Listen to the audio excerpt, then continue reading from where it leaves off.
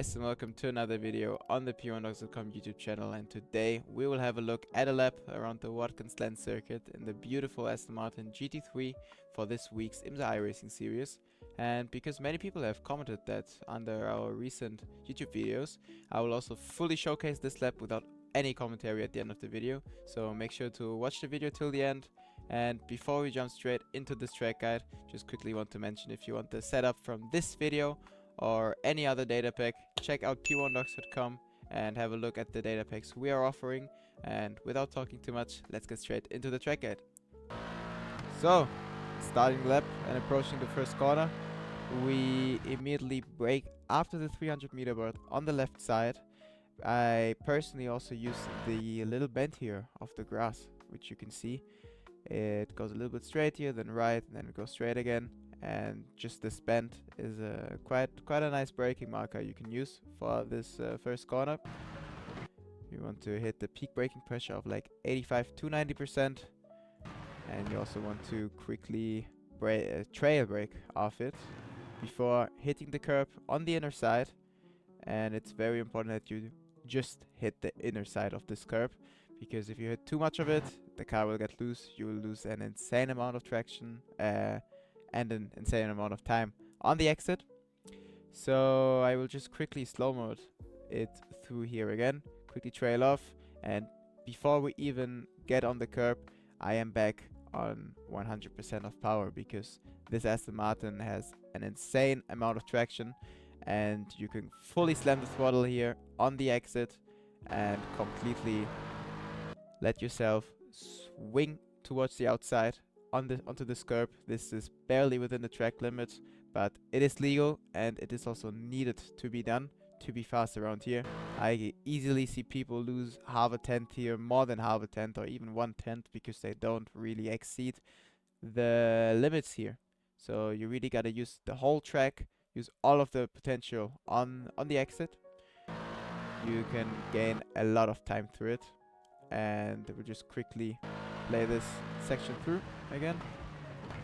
Trail off onto the power and completely use all of the track on the exit. And for this part, it's quite simple. Just stay pretty close towards these curbs, maybe hit the white line, and try to not steer as much as possible. The more you steer, the more time you lose on the straight. You can easily lose like 200 or 300 with this. For this chicane now, or for the bus stop, it got changed with the recent updates for this track. What you are aiming here for is, you have this white line. This is like the point where I know, okay, corner coming up, I will brake. But what you can use as a reference, and which is basically always perfect, is the opening of the barrier here on the left side. There you know, basically I gotta brake for the corner and try to not brake too much, maybe 30, 35 or 40% of maximum braking. You want to really trail brake here, but before going onto the curb, you really want to have zero inputs, because if you have the throttle on already, you will crash into the right side, and if you have the brake on already, you will unsettle the car, you will also crash into the right side. So before you go onto the curb, make sure you have no inputs on at all, and then you really want to go as close to this wall as possible. I mean, right now, if it would be in real life, our side mirror would be gone already. You really want to be on the edge here for this corner. You really want to go airplane mode here. I thought they will change I thought iRacing will change the corner that you cannot really take the bus stop like that anymore, because in the past you could already fly through it. I thought that maybe the sausage curbs will prevent us now from doing that, but apparently that's not the case. So really go send it over this curb. As said, important, have no inputs on. And first of all, when you go off that curb and hit the ground again, then you can start with inputs again. I slightly braked here for a little bit of balance, but quickly went back onto the throttle after I surpassed the first curb. So going here after that curb, then I hit the power again for the rotation throughout the chicane. Aim for maximum track of use of track for the second curb. fully send it over this part as well. Go over the white lines. It's fully within the track limits. Don't worry about it. You can gain a lot of time through the section. I will quickly just play that section through without any like interruptions or slow motions. Over here, first curb, second, third, full send. And here for the carousel, I think the corner is called. What you want to aim here for is, don't stay too tight, but also don't stay too much on the outside. You want to have like a kind of a middle line at the entry here, and then you kind of want to slowly swing back towards the inside. Maybe use the white line as a reference, because, or like, you want to hit the white line and then you want to be fully on the throttle, as you can see here, because from that point on you can fully throttle it and swing yourself back towards the outside here. You don't want to go too early onto this curb, or because if your car is positioned here on the left where I have my cursor, you lose a lot of time. You want to stay a bit more on the inner side here, but also use the curb completely. So yeah, try to be as early on the throttle here as possible. Aim for the curb. Like that, you use the maximum potential and gain a lot of time with that. We'll just quickly slow-mo it here for you. Slide braking for stabilization. Aim for the white line and then fully go back onto the throttle. Heading into the next corner, we use this little thing here on the right side. I don't know what the correct word for that is right now, but it's for the rain. It's all I can say. From the cockpit view, it looks like this. I use it basically as a braking marker. I brake a bit in front of it, as you can see here. Light braking as well, maybe 50%, 55% as peak braking. Into third, don't stay too tight at the first on the entry.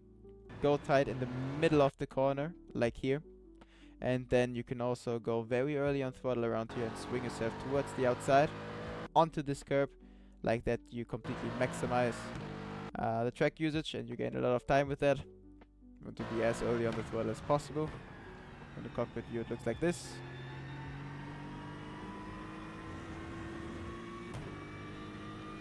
Quite good.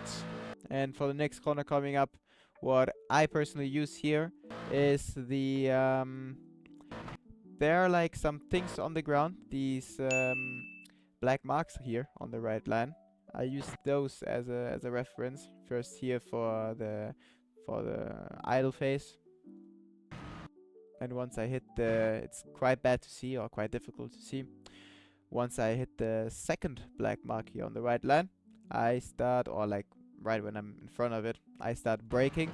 And normally in other cars I just use the third gear in that corner, but the Aston Martin is quite dead in low revs, so I first shift down to third gear, but as you can hear, I also shift into the second gear at some point, like shifting down to the second gear, because yeah, the higher your revs are in this car, the higher your gain of time is, especially in that corner. So we are aiming here, third gear, second gear, light braking here, and don't stay too tight here, otherwise you are going to completely compromise your exit in that corner. You really want to stay like that, because I feel like here you have the most grip width. Don't go too much on the outside, it will completely ruin your entry. Stay like this. This is the perfect thing. It has something to do with the camber. The car grips perfectly if it's positioned like that. Go as early as you can back onto the throttle. You can see here I floor it in the second gear because I know the car has the traction for it. Maybe lift a little bit off from it because I felt the car got maybe a tiny bit loose, but still, it's quite magnificent what kind of traction you have with this car around here. Completely use all of the track on the exit here. Go over the white line. And then for the straight, preparing the next corner. Again, you can use the black marks on the white line as a reference. For this time around, I braked maybe a tiny bit too early, but It wasn't that bad. I used the black marks as a reference, started braking. 80, maybe 90% of peak braking pressure.